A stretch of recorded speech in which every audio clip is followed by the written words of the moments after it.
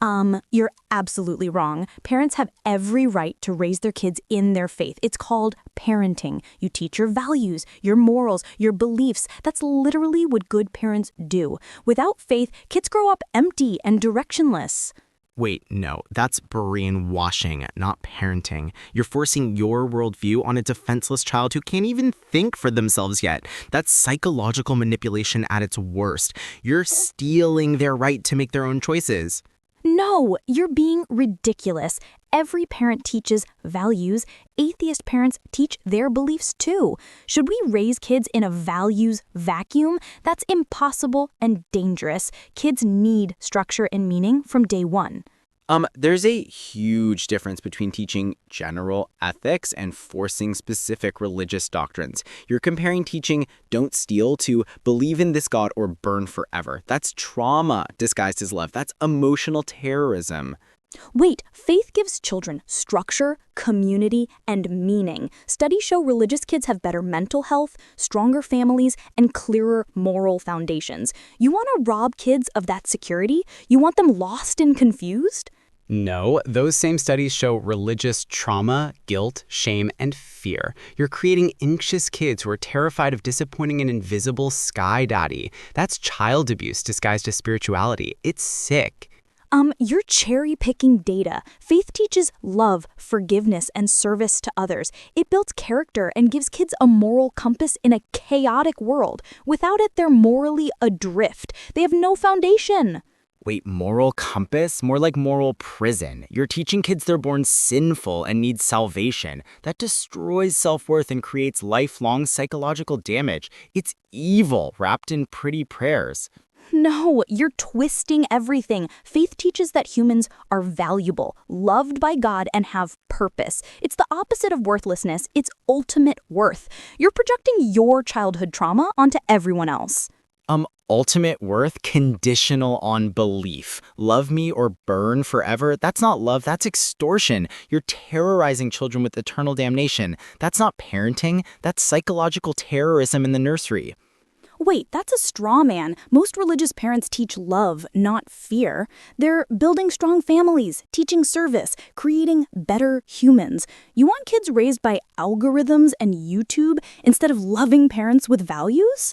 No, I want kids raised with critical thinking, not blind faith. I want them to choose their beliefs based on evidence and reasoning, not childhood indoctrination. That's called freedom. That's called respect for their minds.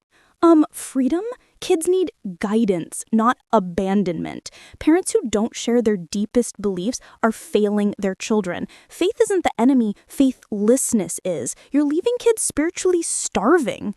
Wait, sharing beliefs is different from forcing them. You can expose kids to your faith without demanding they accept it, but you're too scared they might choose differently. You need them to validate your beliefs. No, that's projection. We share our faith because we love our children. We want them to have the peace and purpose we found. Would you keep a cure from your sick child? Faith heals. Faith heals, faith wounds. Look at the suicide rates in strict religious communities. Look at the therapy bills for religious trauma. Your cure is poison in disguise. Wake up.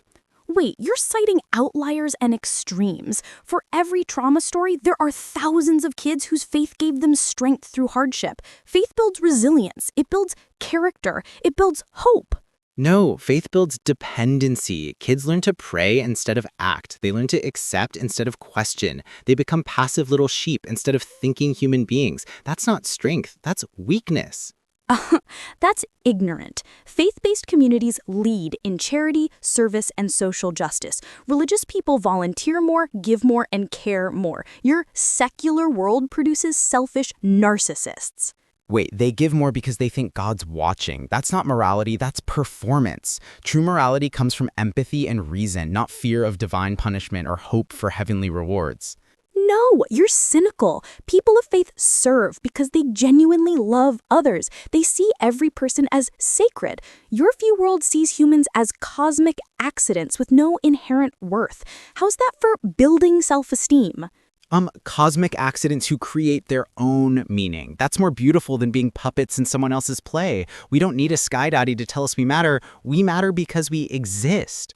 Exist for what? To consume, reproduce, and die? What meaning is there in pure materialism? Kids crave purpose beyond themselves. Faith gives them something bigger to live for, something eternal. No, they can find purpose in human connection and reducing suffering and creating beauty and advancing knowledge. They don't need fairy tales about afterlives. This life is enough if we make it meaningful. Reducing suffering, creating beauty, those are faith-based values. Without God, there's no objective morality. Everything's just opinion. Your secular humanism is Christianity with the Christ removed. Wait, morality exists because we're social creatures who evolved empathy. We don't need divine commands to know suffering is bad. Your God commanded genocide in the Old Testament. Is that your moral foundation? No, you're taking ancient texts out of context. Modern faith emphasizes love, forgiveness, and peace. But evolution explains survival, not morality. Why care about the weak if it's survival of the fittest? Wait, because cooperation and altruism helped our species survive. We care for the weak because it strengthened our communities. Morality evolved. It wasn't downloaded from heaven. Science explains compassion better than scripture. Wait, but why should we follow evolved impulses? If they're just biological programming, we can ignore them. Only if morality is transcendent does it have real authority. Otherwise, it's just chemical reactions. No, we follow them because they work. They create better societies, reduce suffering, and increase flourishing. We don't need divine authority. We need results. Your transcendent morality justified slavery for centuries. And faith-based movements ended slavery. Religious people led abolition, civil rights, and social justice. Your secular regimes gave us Stalin, Mao, and Hitler. Atheism has blood on its hands.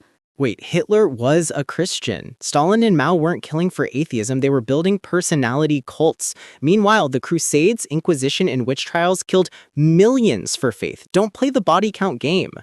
No, those weren't true faith. They were power-hungry men using religion. Real faith produces Gandhi, King, and Mother Teresa. It inspires self-sacrifice for others. Your worldview produces only selfishness. No true Scotsman fallacy. When believers do good, it's faith. When they do evil, it's not true faith. That's intellectual dishonesty. And secular humanists built hospitals, schools, and charities too. Wait, but why do secular humanists help others? If we're just atoms in motion, why care about other atoms? You're borrowing meaning from religious worldviews while denying their source. You're inconsistent. No, we care because we're conscious beings who can experience suffering and joy. We don't need cosmic meaning, we create human meaning. That's more honest than pretending the universe cares about us personally. Create meaning? That's make-believe. If meaning isn't objective, it's just fantasy. Kids see through that. They know deep down they need something real, something that was there before them and will be there after. Wait, what's more make-believe than invisible beings watching everything you do? At least our meaning is honest about being human-created. Your meaning depends on ancient books written by Bronze Age nomads. No, those Bronze Age nomads understood human nature better than your modern psychologists. They knew we need purpose, community, and transcendence. Your therapy culture just medicates the spiritual emptiness you create. Therapy culture? You mean helping people heal from religious trauma? Teaching them they're worthy without divine approval? That's not emptiness, that's liberation from psychological chains. Wait, liberation into what? Hookup culture? Drug abuse? Depression epidemics? Suicide rates are highest in secular societies. Your liberation is spiritual death. Kids need something to believe in. No, suicide rates are highest where people feel trapped. Religious communities hide mental illness and shame people for struggling. Your something to believe in becomes a straitjacket when it's forced on children. We're not forcing anything. We're sharing the most important thing in our lives. Would you hide your love for music from your kids? Would you not teach them your language? Faith is our spiritual language. wait, languages and music don't claim eternal damnation for non-believers. You can appreciate multiple languages and musical styles. Your faith demands exclusive loyalty and threatens punishment for questioning. No, faith teaches humility and wonder. It shows kids they're part of something bigger. It connects them to generations of ancestors and wisdom. Your individualism isolates them in their own tiny bubbles. Humility? You mean submission to authority figures who claim to speak for God. That's not humility, that's abdication of personal responsibility. Think for yourself instead of letting priests think for you. No, faith traditions encourage questions and growth. You're attacking fundamentalism, not faith itself. Most religious people are thoughtful, educated, and open-minded. You're creating straw men to attack. No, even moderate religion teaches faith over evidence. It trains kids to accept claims without proof. That's the opposite of critical thinking. It makes them vulnerable to manipulation by anyone claiming authority. Faith isn't blind. It's trust based on experience, community, and wisdom. Kids learn to evaluate truth claims, not just accept anything. Religious education builds discernment, not gullibility. Wait, discernment? Then why do religious people fall for conspiracy theories and pseudoscience more often? Faith-based thinking is magical thinking. It primes kids to believe in nonsense throughout their lives. No, that's correlation, not causation. Plenty of scientists and intellectuals have faith. Faith and reason complement each other. Science tells us how, faith tells us why. Kids need both.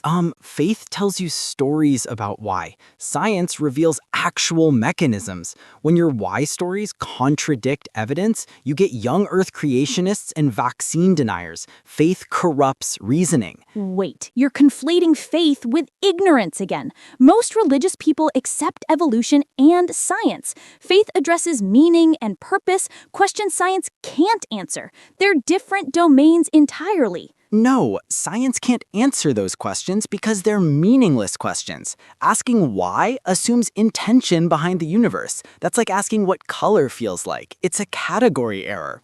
Meaningless? Then why are you so passionate about this debate? Why do you care if kids are raised religiously?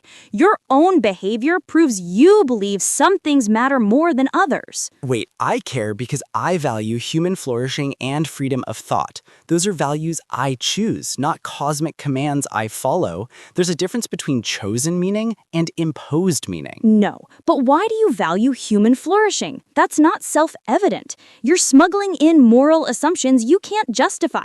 At least we're honest about our moral foundation. You pretend yours came from nowhere.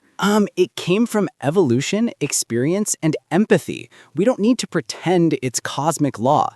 Human values work because they serve human needs. Your divine commands often contradict human well-being. Wait. Evolution explains survival behavior, not moral ought. Just because we evolved cooperation doesn't mean we should cooperate. You're committing the naturalistic fallacy. You need something beyond nature for true morality. No. Moral ought comes from the consequences of our choices. We should cooperate because it creates better outcomes. We don't need divine command theory. We need pragmatic ethics based on results. Better for who? If might makes right, why not exploit the weak? Your consensualism justifies anything if the outcomes benefit the majority. Only transcendent morality protects minority rights. Wait, transcendent morality created slavery, oppressed women, and persecuted minorities for millennia.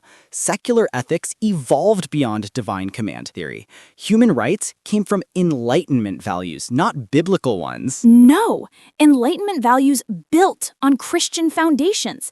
The idea that every person has dignity came from being made in God's image. Your secular rights have no foundation without transcendent human worth.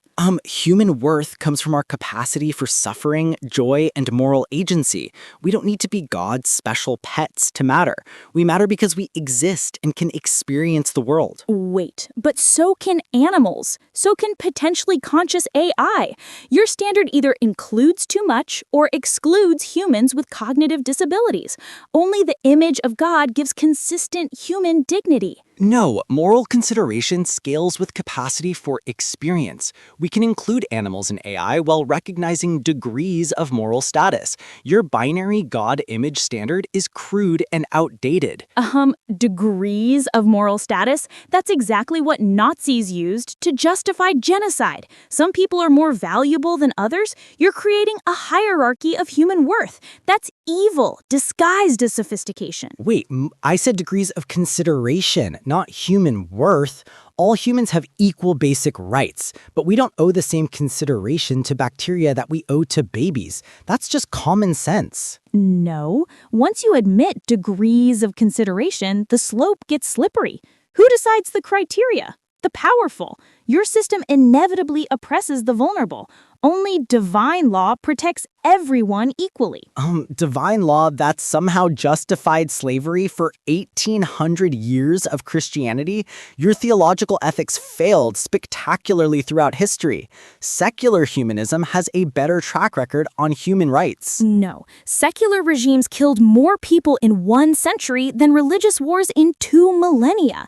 When humans become gods unto themselves, they become monsters. Faith keeps us humble before higher authority. No, those weren't secular regimes. They were authoritarian cults that replaced God with Stalin or Hitler. True secularism means no ultimate human authority. It's the opposite of personality cults. No, true atheist fallacy right back at you. When secular movements go bad, they're not truly secular. But here's the difference. Our bad examples violated our principles. Yours followed theirs to logical conclusions. Logical conclusions? Stalin's purges followed logically from humanism and evidence-based reasoning? That's absurd. Those regimes violated every humanist principle. They were about power, not philosophy. No, they were about creating perfect societies through human reason. That's exactly what secular humanism promises. When you make humans the measure of all things, some humans claim to measure better than others. Humanism doesn't promise perfection. It promises progress through reason and compassion. Religious thinking promises perfection in the afterlife while ignoring suffering in this one. That's moral escapism. Defensive. Faith-based charities do more to address suffering than secular ones. We don't escape from this world. We see it as God's creation worth serving. Your materialism makes suffering ultimately meaningless. No, suffering is meaningful because conscious beings experience it. We don't need cosmic significance. We need human compassion. Religious charity often comes with strings attached, conversion requirements, and moral judgments. Some does, most doesn't. Religious hospitals treat everyone. Faith-based schools educate regardless of belief. You're attacking exceptions while ignoring the millions helped by religious compassion daily. And secular organizations help millions too. Doctors Without Borders, Red Cross, United Nations. We don't need God belief to motivate humanitarian action. Empathy is enough. No, Red Cross uses cross symbolism. UN Declaration of Human Rights assumes human dignity. You're borrowing religious concepts while denying their source. Empathy alone produces tribal loyalty, not universal love. Symbols don't make organizations religious, and human dignity stands on its own. We don't need theological backing. Your universal love was pretty selective for most of Christian history. Defensive. Because humans are fallen and don't always follow their faith perfectly.